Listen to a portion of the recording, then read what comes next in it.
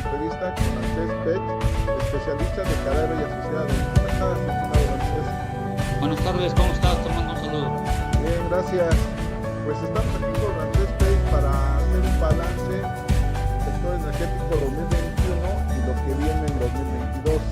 Entonces, estimado Ramsés, si nos pudieras comentar a manera de resumen, balance, como tú lo quieras manejar, ¿qué pasó en el 2021 en el sector energético? Bueno, lo que pasó a nivel sector energético, lo primero es que ya hay una base hacia el futuro en el presente y en donde los países se van a tener que adaptar en forma rápida. ¿Y qué se refiere esto? Bueno, el punto de parteaguas fue el COP26, en donde ya se dejó bien claro, donde existen dos tipos de países. Los países que van a seguir utilizando la industria de hidrocarburos y todos aquellos que quieren cambiar a la reducción de este mismo. Pero en este COP26 surgió una palabra que vale más de 600 mil millones de dólares, que es que quitaron la palabra eliminar por una reducción progresiva. Entonces, ¿qué significa esto? Que en el mundo, en el 2021, se prevaleció el dinero sobre las ideologías.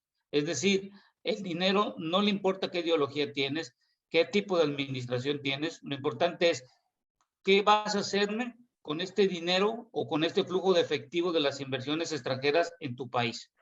Hoy en el sector energético vamos a ver países como Estados Unidos que ya tienen una ley energética que la actualizaron en el 2020, están teniendo programas de esta administración bicamerales en donde se está observando inversiones en cuanto a la infraestructura, subsidios que en los próximos días pudieran plantearse ya sobre los carros eléctricos, y vemos a países que todavía siguen luchando por entender para qué sirven las leyes, como en el caso de México y algunos países de América Latina. Entonces, en México seguimos perdiendo el tiempo, en otros países siguen la misma tendencia, y a la larga los únicos vamos a seguir siendo, como ha sido en todas las guerras frías, guerras bélicas y en todo, que en los países que no apostaron o no invirtieron o no creyeron en tener un cambio a nivel mundial, bueno, van a seguir dependiendo de las tecnologías, de la cantidad de dinero que les vayan a dar, y las fronteras van a ir cambiando, pero lo más importante aquí va a ser es quien tenga el dinero es como va a poder tener un futuro en el largo plazo. Muchas de las administraciones actuales sufren de un anacronismo que piensan que el pasado es el presente, cuando el futuro es el presente. Y entonces la realidad en el 2021, los cambios que se dieron simplemente fue establecer cómo va a ser el sector energético hacia el futuro, cómo se va a invertir y en dónde se va a invertir. Y en dónde se va a invertir va a estar ligado mucho a la diplomacia ambientalista, en donde cada uno de los que tengan algún proceso, ya sea en el sector de hidrocarburos o el sector eléctrico o en el sector de manufacturas de nuevos carros eléctricos, van a depender mucho de cómo generan, cómo transforman y cuántas son las emisiones de dióxido de carbono que están emitiendo y cómo lo van a capturar. Y esto muy ligado a que la industria de refinación, petroquímica y la utilización de los hidrocarburos, tanto líquidos como gaseosos, no se van a dejar de usar en forma tácita, sino se van a continuar, y lo único que van a tener que hacer es invertir en una mayor cantidad de reducciones de dióxido de carbono, su captura, o hacer más eficiente a las plantas o procesos donde estén. La pregunta aquí en México, ¿qué vamos a seguir haciendo nosotros si todo el 2021 fue puros litigios y donde no hubo ningún cambio, ningún plan, ni una infraestructura nueva? La inversión extranjera directa ha caído, y en los últimos años, te comento, el sector energético, de toda la inversión extranjera directa de 1999 a la fecha, del tercer trimestre del 2021, representa el 7.8% del total de la inversión extranjera. Y en primer lugar está los servicios financieros, y en segundo, el sector automotriz. Imagínate que a partir del año 2012, la reforma energética lo que hizo es que incrementó la inversión extranjera directa. ¿Por qué? Porque le dio una certidumbre al sector energético y al mismo tiempo le dio una nueva forma a otros sectores debido a la demanda que se incrementaría por la inversión privada, ya no tanto de la pública. Entonces, en resumen, en el 2021, el cambio fundamental fue en que la industria de hidrocarburos no se eliminará, sino habrá una reducción progresiva. Surgió la política ambientalista y la diplomacia ambientalista sobre el presente hacia el futuro, no del pasado hacia el presente, y vemos países que van a estar destinando una mayor cantidad en el sector energético, derivado que el dinero está buscando dónde poder invertir al desarrollo de las tecnologías que países en desarrollo están teniendo y necesitan recuperar estas inversiones. Esto Así yo es. concluiría en el 2021. Así es. Bien, estimado Rancés, yo creo que el 2021 en México no se podría entender sin los 2 primeros años de gobierno de Andrés Manuel López Obrador. Bien, como lo dices, ha sido un año de litigios. Digamos que el sector ha caminado inercialmente, con lo que, digamos que con lo que se tiene, está la construcción de la refinería Dos Bocas, hay algunas inversiones modernizando el sistema de refinación, hay algunas inversiones en exploración, están las licitaciones que ganaron el sector privado, pues también están trabajando, pero finalmente, bien como lo dices, ha sido un año de litigios, un año de enfrentamiento entre el gobierno federal con el sector privado, haciendo un viraje en la política energética, cambiando en cierta medida las reglas del juego, y entonces pues eso pues sí pone entredicho, bien como dices, no hay inversión, la poca que llega, bueno, pues llega a cuentagotas, el gobierno también no tiene la capacidad para invertir, y bueno, pues tú, de alguna manera cerramos un 2021 inercial, como lo dices, enmarcado con litigios, y bueno, la reforma eléctrica que se pretendía que se trabajara en este año, pues ya se fue hasta el 2022, a principios, en enero, y bueno, pues sí, bien, como tienen razón. Ahora, ¿cómo ver a Estados Unidos con todo un proceso de cambio? Hay varias inversiones, ellos traen varias inversiones, como dices, la óptica ya es diferente, porque incluso pues ellos traen una óptica, con Biden pues, cambia diametralmente la visión. Entonces, si nos ponemos, aparte del rezago, como tú lo planteas, ¿qué más puede perder México? Porque finalmente, bien como dices, no nos estamos subiendo al tren de la nueva óptica del sector energético, ¿no? Bueno, lo primero que vamos a tener problemas hacia el futuro es, primero, tenemos una inflación que ya no es estacionaria, porque ya lo quitaron los bancos centrales esa palabra. Ya es una inflación que se va a quedar cuando menos unos 2, 3 años. Lo estamos viendo en Estados Unidos, México y en varios países. Vamos a ver que el dinero va a costar más, porque los bancos centrales, por ejemplo, la Fed anuncia que el próximo año va a tener 3 alzas en los próximos, y por lo tanto el Banco de México va a determinar, como ya sucedió en los últimos días, el incremento del costo del dinero. Entonces, todo esto, acuérdense que nosotros dependemos mucho de la fluctuación del peso frente al dólar, debido a que está libre y muchas de las tecnologías las tenemos que comprar en dólares. Ya lo dijo la Secretaria de Energía, que muchos de los equipos y todo lo que está se ha comprado en dólares y todo se ha cotizado en dólares.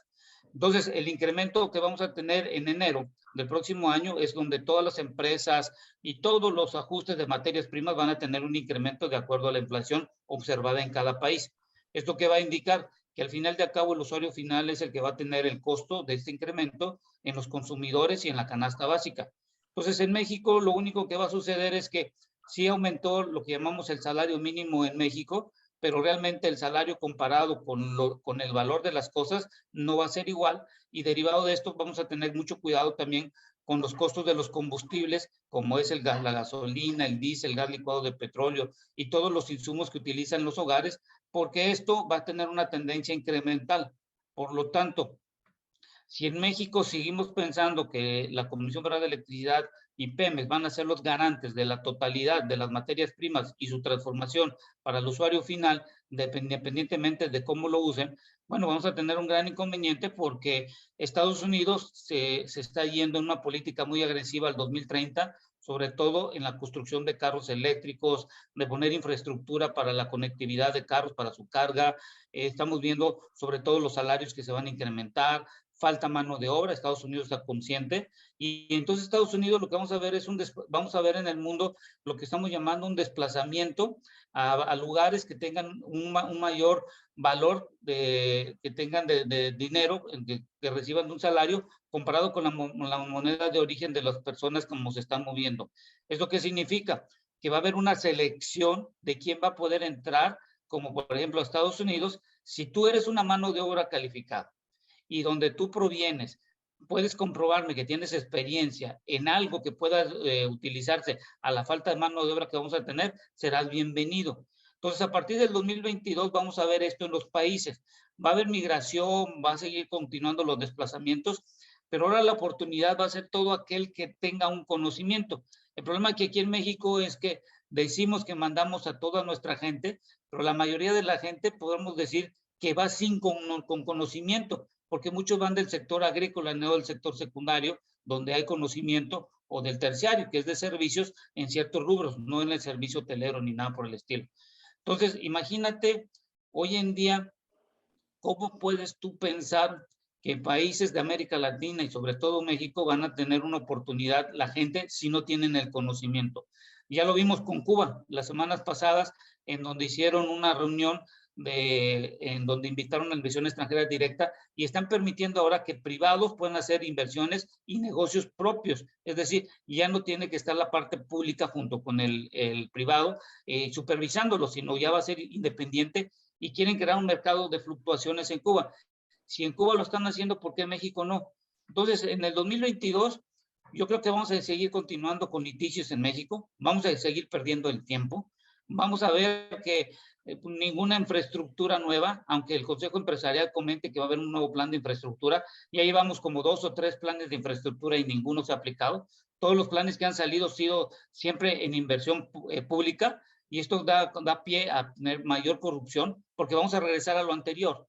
Si ya lo estamos viendo en ciertos rubros de corrupción y todo lo que se ha presentado, estamos viendo que el acuerdo, el Consejo, a nivel legal dijeron que no era correcto por lo que metieron y todo en la parte de los jueces que determinaron. Yo creo que seguimos perdiendo el tiempo, y entre más sigamos perdiendo el tiempo, el 2022 va a ser igual que el 2021, sin inversión, sin atracción, capitales que se van a estar yendo.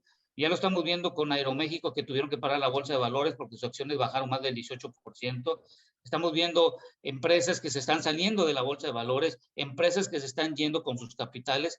Entonces, aquí la pregunta es, ¿quién tiene el dinero para tener crecimiento con conocimiento? Si ya nos digo Coneval que la gente de clase media se está volviendo más pobre, y la parte del nivel adquisitivo en cuanto a salarios, estamos perdiendo el dinero en función de lo que incrementa la inflación. Entonces, imagínate cuál va a ser la falta de generación que vamos a tener tanto el sector eléctrico, tanto el sector energético como el sector de conocimientos. ¿Qué mano de obra calificada vamos a tener si ahuyentamos a la inversión extranjera? Porque alguna de las partes fundamentales de la inversión extranjera es traer tecnología, traer conocimiento, traer empresas que generen impuestos, traer dinero y flujo de efectivo, porque si sacas a las inversiones, ¿qué divisas van a sustituir si ahora están diciendo que vamos a dejar de exportar? Entonces, si no llegan divisas, dejamos de exportar y no entran divisas, no creo que mandemos más gente a que nos manden más remesas. Entonces, la pregunta aquí es, ¿qué política económica tenemos real que genere conocimiento dentro del país? ¿O es acaso que vamos a tener que irnos todos fuera de México para poder mandar dinero para que este país subsista? Bueno, es una pregunta muy irónica, pero la realidad es esa. ¿Cuántos de los muchachos que hoy están en día ya no quieren trabajar en México, se quieren ir fuera de México? Entonces, esa es la disyuntiva. Entonces, imagínate cuánta gente le puede dar a sus hijos conocimiento para que puedan tener acceso fuera de este país. Entonces, me preguntas, en el 2022 lo resumiría: dinero más caro, mayor incertidumbre, políticas de cuanto al sector energético más radicales en cuanto a una violenta implementación, sobre todo en el sector eléctrico, para generar y tener manufactura de carros eléctricos. No significa que se va a sustituir todos los carros de combustión en forma tácita a carros eléctricos, va a ser progresivo. pero depende mucho del poder adquisitivo para que tú puedas Así adquirir un es, carro. así es. Entonces, eso es lo que tenemos que dejar en resumen. O sea, pinta un 2022 complicado y en ruta hacia a lo que podríamos ir ya perfilando como un sexenio perdido del sector energético, estimado Ramsés. Sí, y la pregunta aquí es, ¿qué sigue en el 2024? Y me van a decir muchos, no, pero ¿por qué perdido si tenemos la refinería y todo? Sí, pero la refinería va a sustituir alguna de las 6, porque la primera que construimos de 1914, la eficiencia de las refinerías no ha subido de más del 50% hasta la fecha del día de hoy. Tenemos que un Deer Park, todavía no nos dicen que si nos los van a dar las acciones. Tenemos un Pemex que no puede incrementar su producción por los acuerdos que tenemos con OPEP+. O sea, no es tan fácil. Y la otra es cómo quitarle a Pemex la responsabilidad de las aportaciones que tiene hacia el gobierno en los ingresos. ¿Cómo lo puedes convertir a Pemex que sea una empresa que pague los impuestos sobre las utilidades, no sobre los derechos impuestos que son ingresos para el país? Entonces, aquí la gran pregunta es, si México sigue gastando cada año, su presupuesto de ingresos es mayor, su egreso es mayor, ¿cómo le vas a hacer si no hay nuevas empresas que generen impuestos? Entonces, ahuyentas a las actuales, dejas de pagar impuestos, empiezan a correr gente porque no quieren reinvertir, porque no hay una certidumbre del crecimiento del mercado. Entonces, la pregunta aquí no es qué administrador, si fue bueno la pregunta es qué administrador sigue después del 2024, cuando todo el mundo ya se va a acelerar y muchos ya van a estar recuperados por lo del COVID y lo del Omicron que estamos teniendo hoy en día. En México no lo estamos viendo eso. Entonces, imagínense que llegue otro administrador con otra tendencia del actual. ¿Vamos a volver a hacer lo mismo otra vez o va a cambiar? ¿O cuál es la política de planeación del país de largo plazo? Mucha gente no le gusta lo que digo a veces, pero Estados Unidos sí tiene un plan fijo y es por eso que es como lo hace. En México cada sexenio llega y cambia. Aquí la pregunta es, ¿para qué? ¿Para qué o por qué cambian? Entonces no hay un plan de largo plazo y eso creo que, Pedro, es lo más importante. Mientras no nos pongamos de acuerdo, seguiremos siendo un país en vías de su desarrollo, tendremos gente sin conocimiento y lo otro es, llegue quien llegue de los administradores, pues vamos a ver en las elecciones porque va a depender mucho que ya no va a estar el actual administrador y cabeza del movimiento que hoy estamos observando.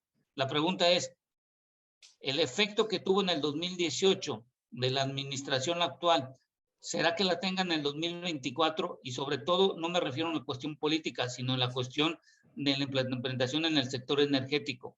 ¿Tendrán la misma fuerza o se perderá esa fuerza? Y eso lo que nos llevará es a mayor pérdida de tiempo del actual que tenemos. Pues es lamentable que estemos en el 2022 y estemos pensando en el 2024. O sea, vaya situación. ¿Por qué? Pues porque no vemos un cambio, un viraje donde pueda crear pues oportunidades de negocio, ¿no? Al final los capitales llegan donde hay oportunidades de negocio, ¿verdad? Entonces, pues sí es lamentable que veamos un 2022 complicado, bien como lo dices, con una inflación ahí galopante a nivel mundial. Importamos gas natural, importamos gasolinas y bueno, pues también se importa la inflación de alguna manera. Entonces, el panorama no es fácil. Pero bueno, estimado Ramsés, ya viéndolo en un escenario un poquito más positivo, ¿tú ves alguna oportunidad en algunos del sector energético, algunas oportunidades de negocio donde, digo, pues se pueda trabajar, ¿no? Bueno, muy limitado en el sector de la comercialización de combustibles. En el sector de generación de electricidad, bueno, se mantendrían las mismas empresas que están actuales, muy complicado que puedan entrar nuevas. En el sector de la parte de perforación o la extracción de hidrocarburos, bueno, los 111 contratos sabemos que no van a haber nuevos, va a depender ahora de Pemex y la única oportunidad es que te contrates por medio de licitaciones vía Pemex, pero ya sabemos que los pagos son más de 90 días, estamos hablando que pueden fluctuar entre los 3 hasta los 6 meses que te paguen, si es que tienes la suerte que te den las famosas ADEFAS, perdón, los COPADE, que te lo den para que te puedan pagar. Entonces, no es que no quiera ser positivo, si quisiera hacerlo, pero la pregunta aquí es, ¿quién te va a pagar? ¿Quién te va a contratar? Si es un proyecto de un privado. Si es un privado no tendrías problema, pero el privado es en qué tiempo lo pueden implementar. Si van a estar los permisos de la Comisión Reguladora de Energía, la CEA, el SENACE, CENER o todas las instancias reguladoras en tiempo y forma. Hemos visto que hay permisos que están tardando más de 8, 9, 10 meses o que no te los dan o que metes la solicitud y ya tienes al inversionista listo para que te dé el dinero para que hagas la inversión y resulta ser que no te dieron el permiso. O sea, hay muchas cosas que son mucha incertidumbre y la realidad es una, a ver, y esto hay que dejarlo bien claro, a ver, Estados Unidos y Canadá y México hay un tratado de libre comercio. Canadá invierte en México en el sector minero, esa es su inversión extranjera directa, y Estados Unidos en el sector manufacturero. El sector manufacturero vamos a ver que va a estar limitado porque Estados Unidos va a hacer su manufactura propia, lo hemos visto, Tesla y varias empresas ya están haciendo sus propias fábricas y vamos a ver una conversión de carros de combustión eléctricos en su manufactura. No significa su cambio total generacional, sino es paulatino. Y en la parte minera, Canadá va a buscar otros lugares que México en su momento dado no se los den por la incertidumbre. Entonces aquí la pregunta es, ¿México qué tiene que negociar con estos dos países? Pues nada. ¿Por qué? Porque lo que puede hacer es, se rompe el Tratado de Libre Comercio, pues no hay ningún problema. ¿Quién va a ser el más afectado? El Tratado de Libre Comercio es quitar aranceles y costos para que fluya el intercambio. Entonces, ¿qué va a pasar ahora? Canadá y Estados Unidos tienen una mancuerna muy fuerte porque Estados Unidos depende de Canadá y Canadá de Estados Unidos y son dos países que se han entendido. El problema de México es que tenemos una frontera en donde no tenemos generación de tecnologías, no tenemos nada, sino son las materias primas y la mano de obra que es muy barata, pero ahora tienes que subirla el valor porque tiene que estar igual que los demás países. Entonces, vamos a hacer lo mismo que en el 21, nos peleamos a nivel local en la parte local. Ahora nos vamos a pelear a nivel externo con nuestros socios comerciales cuando ellos pueden tener la protesta de decir, pues, ¿sabes qué? ¿Para qué estar peleando el tiempo en litigios? Estamos perdiendo el tiempo, me quitas mi tiempo, no te quito tu tiempo, y mejor nos rompemos el Tratado de Libre Comercio y hacemos bilaterales, Canadá y Estados Unidos. Y Canadá y Estados Unidos en conjunto se pueden unir para combatir contra China. Y México pues tendría que estar viendo a ver con quién se puede competir. Pero esa es la pregunta es, ¿de qué nos va a servir si no tenemos un plan de largo plazo? Pues se tendrá se tendrá que quedar viendo como el chinito, diría por ahí, diría el... Sí, pero el problema, Pedro, ¿sabes cuál es? Que todos los estudiantes que hoy están en la prepa, en la secundaria, prepa y en las universidades, son el problema que van a tener una generación de que van a tener que batallar 2 hasta 4 veces más de lo que están batallando hoy estas generaciones. Y el problema va a ser es, como va a haber un desplazamiento, los que se están desplazando, si fueron captados porque tenían conocimiento y nuestros estudiantes no tienen conocimiento comparado con otras latitudes, ¿qué vamos a hacer? Por ejemplo, indios saben inglés, saben matemáticas. Los chinos ya sabemos cómo son buenos. Gente de Europa, gente que se está preparando. Entonces, imagínate qué tienes que competir ahora para estar en Estados Unidos, que es donde muchos de los ciudadanos van. Si no tienes conocimiento, ¿cómo vas a competir con un indio que está calificado, con un chino que su mano de obra ya está calificada, con un japonés o con cualquier índole de cualquier país que tengas que combatir para ir? Entonces, el problema está aquí es, un país sin conocimiento está muy, muy complicado y una administración que tenga un anacronismo constante, pues simplemente lo único que va a hacer es que la gente lo va a recordar como un holograma en una biblioteca y de nada va a servir porque no va a tener trascendencia en conocimiento. Y entonces cada administrador que esté hoy y en el futuro que tenga esta política de anacronismo, lo único que van a hacer es que no va a haber conocimiento en este país y no va a haber desarrollo. Así es. Muy bien. Platicamos con Ramsés Peis, experto de Carabiba y Asociados. Pues los buenos deseos de fin de año, pues es que pudiera haber un cambio, ¿verdad? El próximo año, o los próximos, pero se ve complicado. Mi buen deseo para todos los que nos vayan a escuchar, los que tienen un empleo, cuídenlo. Y los que lo tengan el empleo, den más de sí, yo sé que dan, pero den más para que los mantengan. Y porque si suben los costos y no hay un mercado, olvídense, va a estar complicado. Y los que no tienen empleo y tienen un negocio, cuiden el negocio porque va a estar medio complicado en 2022 en México. Entonces, mi mejor deseo es que la pasen bien con su familia y cuídense ante todo sobre el COVID y el Omicron que está viniendo, y sobre todo el negocio o tu empleo que tengas, cuídalo, no como un regalo, sino como tu supervivencia de vida ahora en adelante. Pues en los próximos años, los próximos 3 años será, no creo que más 22, creo que los próximos 3 años serán muy complicados. Así será. Gracias. Gracias, que tengan feliz año.